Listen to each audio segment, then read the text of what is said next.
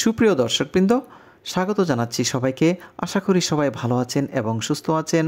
আজকের এই ভিডিওতে যে পাহাড়ি বনফলের গাছটি দেখতে পাচ্ছেন, আপনারা অনেকে এটিকে চেনেন, আবার অনেকে এটির নামও জানেন না, আবার এটি অঞ্চলভেদে বিভিন্ন নামে পরিচিত। আসুন জেনে নিই এর সঠিক পরিচয় এবং উপকারিতা। এটি আসলে একটি বনফল জাতীয় ভেষজ উদ্ভিদ।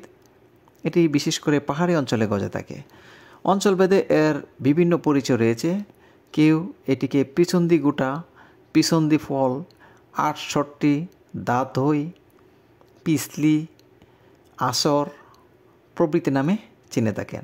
আবার কিছু অঞ্চলে এটিকে ডান্ডি ফটাস নামেও পরিচিত, পটকা গুটা নামে পরিচিত, ফটাস ফল নামেও পরিচিত।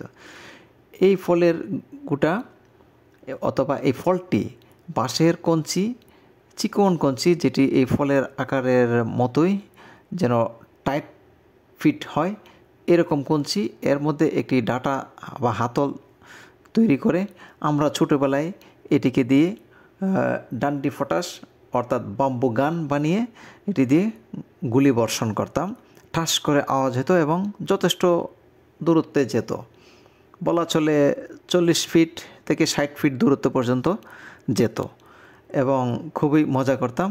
শৈশবের অনেক স্মৃতি রয়েছে এই গাছটিকে ঘিরে।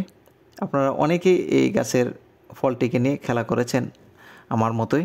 যাই হোক, এটি খুবই ঔষধি গুণসম্পন্ন এবং ছোটোবেলায় এই গাছের ফল আমরা খেয়েছি, কাঁচা অবস্থায় খেয়েছি এবং বড় হয়েও অনেক সময় খেয়েছি। এটি বিশেষ করে ফলটি পেকে গেলে কালো আকার ধারণ করে জামের মতো, খুবই মিষ্টি হয়। কাঁচা অবস্থায় টক হয়, হালকা টক, তেমন টক না, তবে কাঁচা অবস্থায় তেমন খাওয়া যায় না, ভালো লাগে না।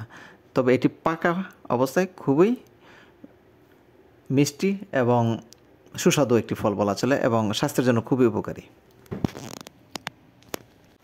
এই পিছন্দি ফলের গাছটির বৈজ্ঞানিক নাম মাইক্রোকস পেনিকিউলেটা। এটি আরও বিভিন্ন কাজে লাগে।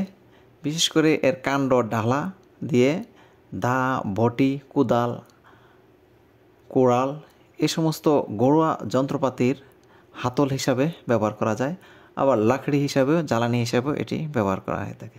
যাই হোক, আজকাল এই গাছটি আগের মতো চোখে পড়ে না। আমরা ছোটোবেলায় যেরকম দেখেছি, আজ থেকে 20-25 বছর আগে যেরকম ছিল, চুপ চার যেখানে সেখানে, এরকম চোখে পড়ে না। এই গাছটির বিভিন্ন ঔষধি গুণাগুণ রয়েছে। আসুন জেনে নিই এর ঔষধি গুণাগুণ সম্পর্কে। এই পিছন্দি ফল কাঁচা অবস্থায় খেলে বদ হজম কমাতে সাহায্য করে, তবে অবশ্যই পরিমিত মাত্রায় খেতে হবে। একজিমা উপশমে, একজিমা চিকিৎসায় এর পাতার রস ব্যবহার করা হয়ে থাকে এবং ভালো ফল পাওয়া যায়।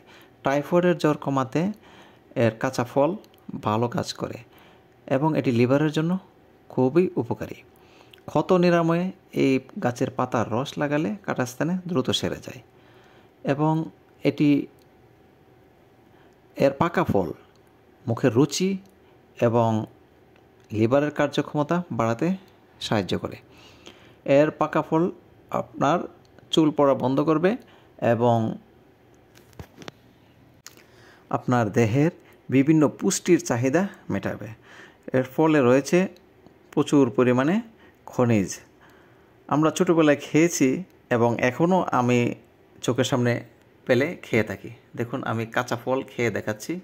আমরা এই ফলটিকে ধুয়ে লবণ, মরিচ দিয়ে তারপরে এটি হাতের মধ্যে নিয়ে ছোটোবেলায় খেলার ছলে প্রচুর খেয়েছি।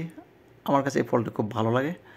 তো এখনও ছোটোবেলার শৈশব স্মৃতি মনে করে আজকে ঘুরতে ঘুরতে এই ফল গাছটির কাছে গেলাম এবং কয়েকটি খেলাম।